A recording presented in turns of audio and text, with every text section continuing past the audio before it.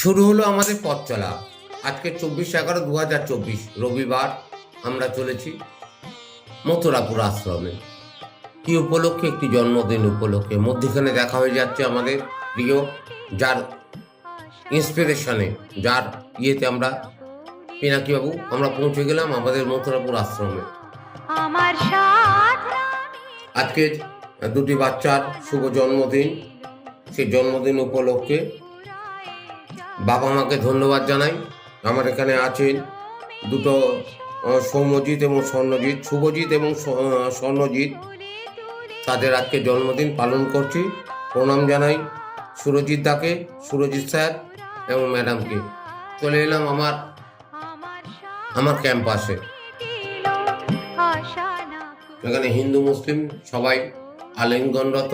মহারাজকে প্রণাম করলাম, প্রবেশ করলাম আমার আশ্রমে।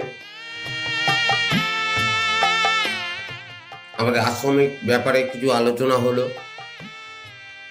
কিভাবে আরো মানুষ আমাদের পাশে থাকেন সেই আলোচনাই হলো। আপনারা পাশে আসুন, পাশে থাকুন,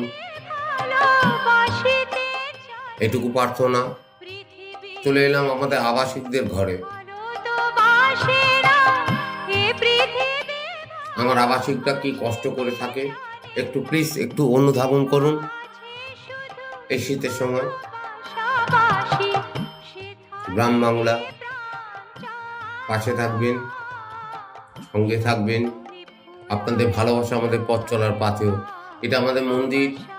এখানে বাটারফ্লাই পার্ক করেছি।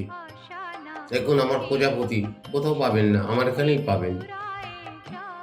একজন মুসলিম বোন আমার এসছে তার ভাইকে দেখতে, তার দুটো বাচ্চা এবং তার স্বামীকে নিয়ে।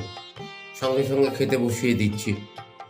চলে গেলাম আমার গোশালা। আমার গরুগুলো মারা গেছে, কারণ গরু দেখার লোক নেই।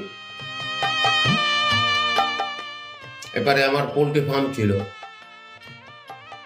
কিছুই নেই, আমার লোক নেই। আমি কি করে করবো? একার পক্ষে সম্ভব নয়। আপনারা পাশে না থাকলে, আর্থিক সাহায্য না করলে এগুলো সম্ভব নয়।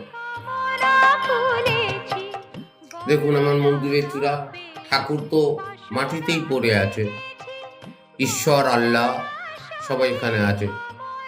আমার আজকের এই দুটো সোনা বাবা, দুজনই যমজ বাচ্চা। শুভেচ্ছা রইল, শুভ জন্মদিন।